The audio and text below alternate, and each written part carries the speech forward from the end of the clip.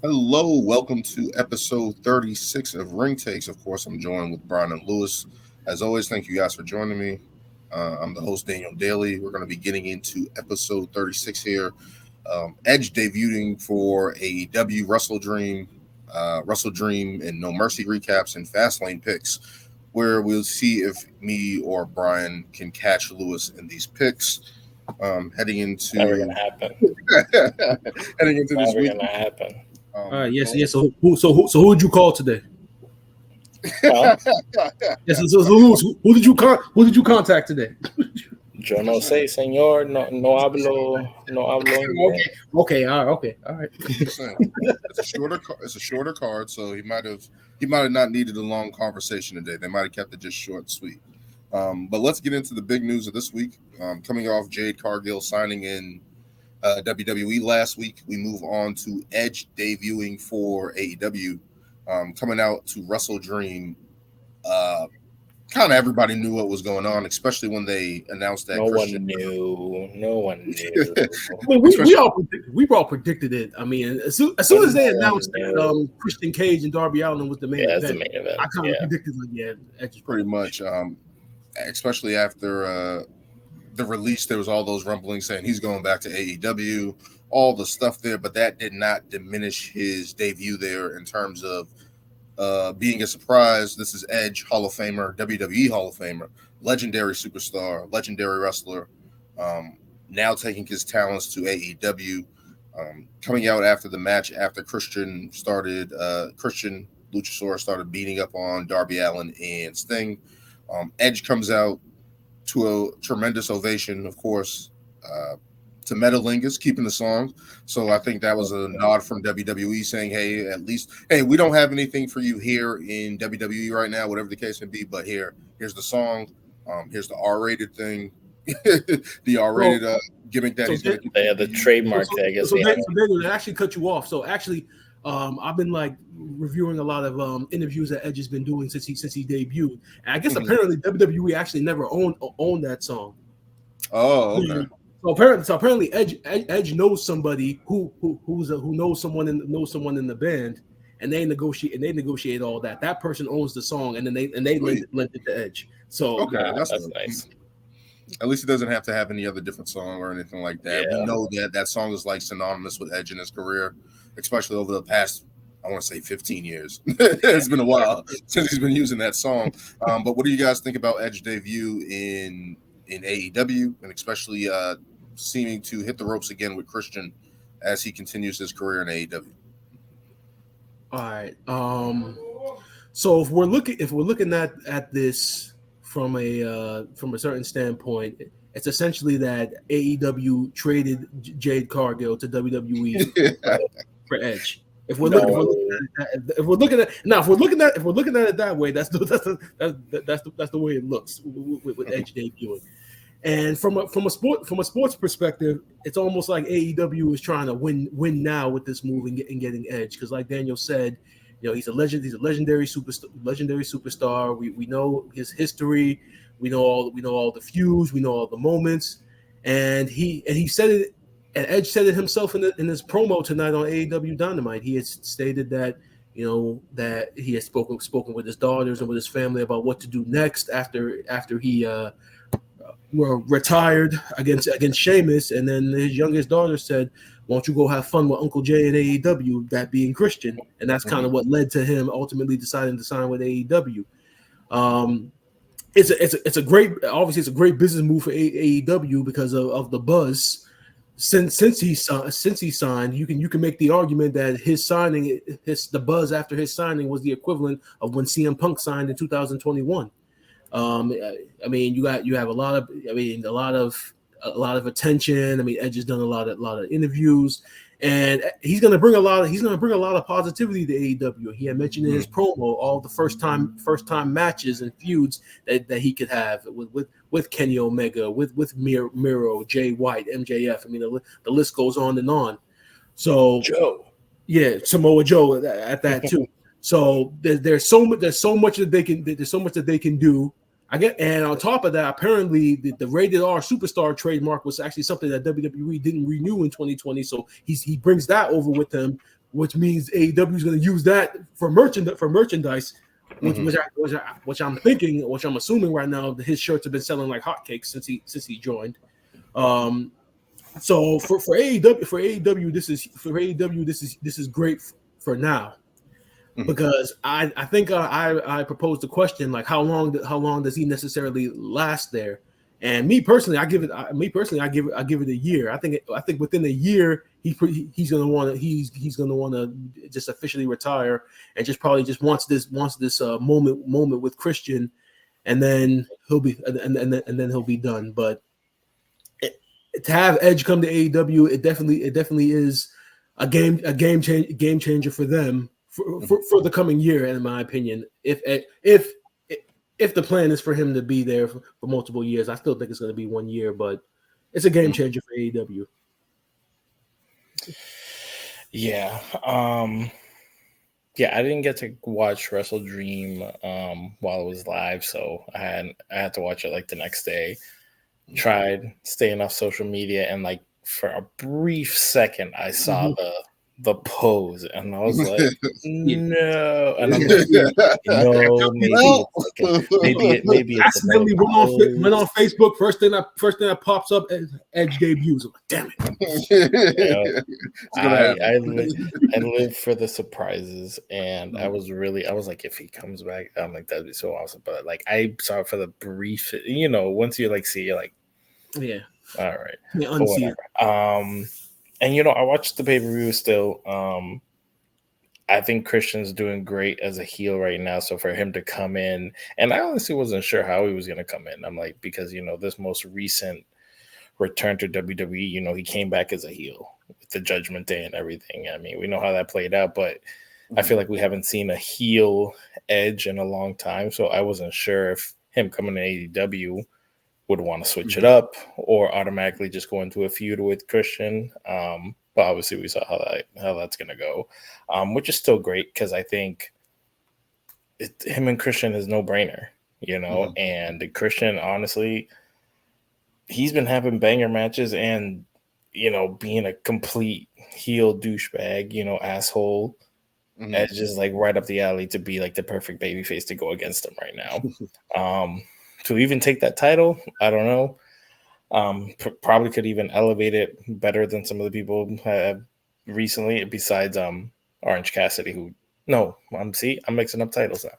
Honestly, because I feel like the TNT champion hasn't been good since like Darby had it, and like we had all the flip-flops for a while, and I feel like, hey, if Edge gets that title, why not? But like I heard that he's going to be doing full time and everything. I don't know how that's going to go. I honestly hope it doesn't like run him into the ground. I mean, Brian mentioned it that their full time schedule isn't WWE full time, so who knows what that actually is. Twice a week at most, but once a week, once or twice a week, or so once. Well, I'm also thinking about the other shows, but then again, not everybody wrestles on Collision and Rampage and all that stuff. So I'm sure it probably is a lighter schedule. And I'm sure I feel like Edge is still in great shape, can still go. We've seen him do great matches. He's not getting any younger, but still, hopefully, fingers crossed, he stays healthy to get at least their money's worth and get a good couple banger matches. Like I say, if he plays it smart, I feel like he could pull out a couple years, like 2. But either way, Edge is such a huge name, and since coming back, he's always gotten a pop. So he's gonna get everything but love in AEW right now. And I don't see it, like Brian was saying, I don't see it as a trade. I honestly think it's just how the cards played out, like Edge's thing. He didn't decide to renew. Jay just didn't decide to renew, and it they literally happens they're looking at the other side, so literally both of them. So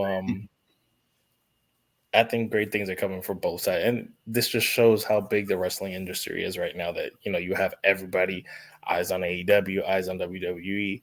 It's just great for the overall wrestling right now, so I'm excited. Yeah, absolutely. Especially for AEW to get a guy like Edge who has so much prestige and so much name credibility. And it isn't like other guys, right? Like we see John Moxley go there. Even though John Moxley was a big star for WWE, he doesn't have the career that Edge has had, right? He didn't have the recognition or prowess that Edge had. So for AEW, from that standpoint of star power, somebody who's legitimate, a real Hall of Fame, like somebody of that caliber, this is probably the first guy that they were able to bring in and be like, hey, this is our guy. Watch him. Like, watch what we do with him. So that's the first caliber of that talent that we've seen that they've been able to land. So that's a big kudos for them. In terms of talking about if this is going to be long-term or short-term, obviously right now, I feel like from AEW's perspective, they're just trying to win, at least build their fan base, especially right now, especially it's October now, to December, because they know once WrestleMania comes around, it's going to go back towards WWE and stuff like that. So if they can get some eyes on the product, especially right now with I don't know if he's going to be on Dynamite exclusively. It looks like he is. But if they're going to do that, they can at least build those numbers up with Edge, right? Like Edge is still going to be a drawing power for them. And I think that's great. And especially him coming back and working with Christian as we're seeing. Those guys go hand in hand. There's a lot of chemistry there. They're family. Like they're family. So, from that standpoint, the history aspect, I think that's a big win for AEW.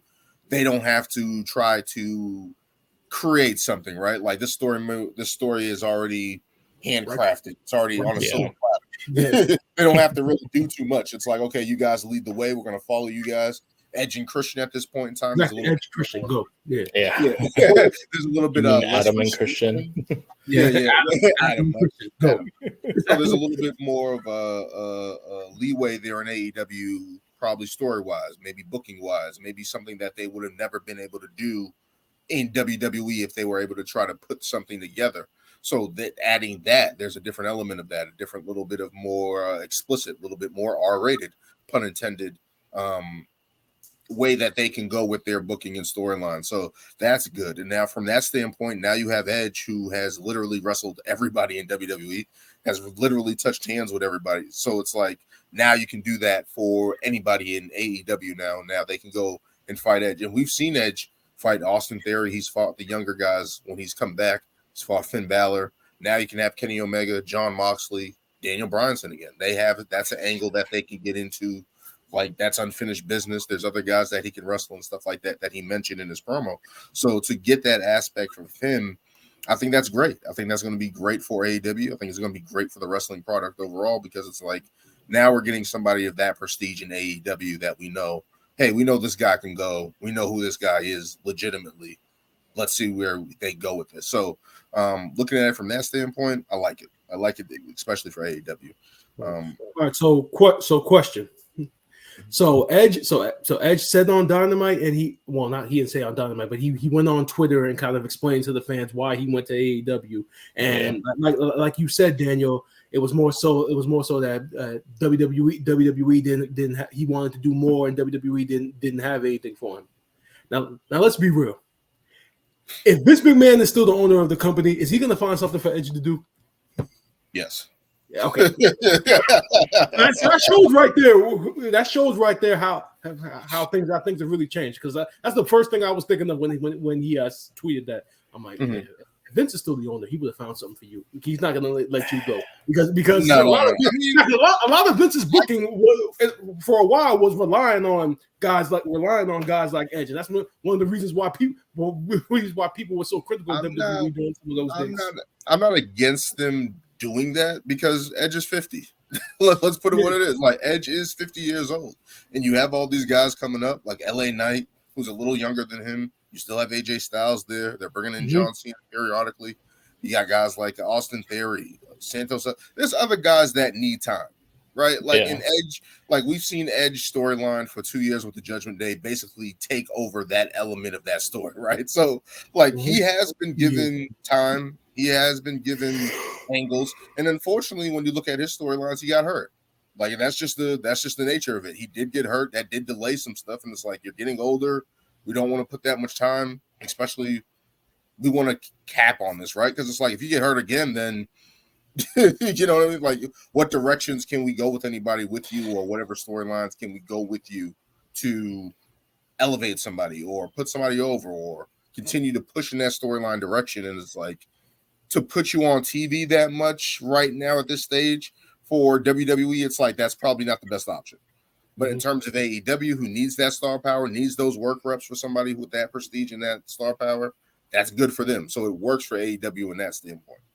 Yeah, looking at like just look at like what could you actually put Edge in if not just like a random feud? Because it's like, are you really like what titles are available right now besides like the US title or tag titles? I feel like that would be like the only thing he could be a part of, I guess. It's just like, and like Dan just said, it's like there's so many guys up and coming right now where, you know, they need that extra time. They need to get those pushes to become new stars, to elevate new people. And it's like, yeah, we all love Edge and we love seeing him come back and have great matches and stuff. But it's like, I think at this point, like, you know, you got the bloodline stuff. You got Seth. I mean, yeah, you probably could have put him and Seth in a feud at some point or whatever. Like, that's the only angle that I really see. That's the only thing that I could see he would have been. But it's like, would you actually believe that they would give him the title? I don't think so. So I feel like that would have like been like what,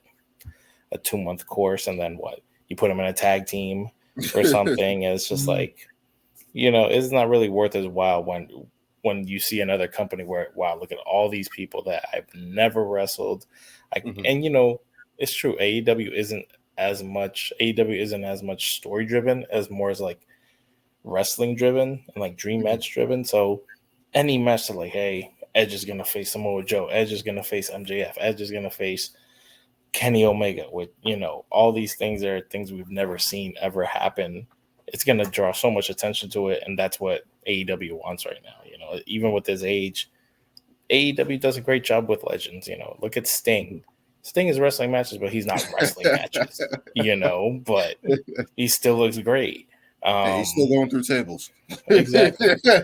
You know, and still he's surviving. He's surviving and thriving, you know. So I think it's all in all, it's a win-win for AEW. So, and it makes more sense for Edge to be there and just like get, like he even said, to be excited like back in the day about wrestling. Is, you know, obviously WWE is his dream job and everything, like you said, but it's like, I think he just kind of ran its course, you know. Everybody wins with this. We as fans, and the fact that we get to see him with another company and see new exciting matchups and to see where the feud with the Christian Cage is going to go. We're all winning right now. Despite there's some fans out there who want to say that Edge sold out. Come on. No. I don't. Yeah, that's what I'm saying. Like, I understand. The fans are going to say that and be like, "You went to AEW and da da da da," but it's like WWE legitimately didn't have anything. They could have found something but it would have been as important. It would have been minimal. It wouldn't have been as great of an impact at all, you know. And on top of that, according to Edge, everybody in WWE is happy for him. Actually, I bet he even like went through like a list of like people who've like messaged him and wished him the best of luck, and that they left on good terms. So that right there, I don't see how that it could have been bad terms. You know what I mean? Like, but this is the thing. At this point in the game, people got to stop like literally bitching about, oh, this person is going to that company. This person, like, so what? Like, wrestling is great. Why is it since when is it so bad to change jobs? You know, you want to know go see a different company. You know, because we haven't had that type of changeover like that for a long time, right? Like usually when guys have been leaving, it's usually to the indies, right? Like we don't see those guys again usually. Like, you know what I mean? We had the big thing with Cody, which was honestly a huge. I mean, that's the first of its kind, and we kind of knew the wheels were falling off the track in AEW, so people were kind of expecting that to a degree. But in terms of Edge, it's like he ran his course in WWE. They didn't have anything for him. He had a new opportunity to go somewhere else with family, know somebody that he's been there with, and that's what it was. I don't think I don't see how this could have been as as much turmoil as other people like Rusev leaving WWE, John Moxley leaving, like so on those types of bad terms, and everybody, I'm going to say CM Punk leaving. So all these things where people are just now equating, hey, they left, so it must have been bad blood. It doesn't have to always be bad blood. It doesn't have to be that. Like, yeah. Like, do we think there's bad blood between Jade Cargill and AEW? Probably from the standpoint, like, hey, we offered you money and you didn't come back. Other than that, outside of that, good luck. Like, I don't see that as a. It shouldn't be bad blood. What I'm saying, I don't think it should ever be that. And wrestling fans, get over it. Like, get over it. Like, we're like, yeah. And there are a lot of people. I mean, look at like Adam Cole and like. People who like you were just like, hey, I have a choice. I can either stay here, maybe do some stuff, or I can go wrestle with my best friends or whatever and do other stuff, you know? So it's like, you know, it's not always, like you said, it's not always bad blood. Sometimes people are just like, hey, I kind of miss working with these people I haven't worked with in a long time, or I could see how it is on the other side. And sometimes blah, blah, blah, it's just, and sometimes it's just opportunity. Hey, I see myself having a bigger chance opportunity to do some things over here. I'm gonna go do it. I don't want to be a manager for, was it Bobby Lashley or Omos or whoever it was that they were trying to make Adam Cole be, or Keith Lee. I'm not trying to be a manager for Keith Lee. You know what I mean? Like, I'm a wrestler. Like, I still have reps to go get. So, although Adam Cole still swears up and down to this day that was never the plan with him, but it was happening.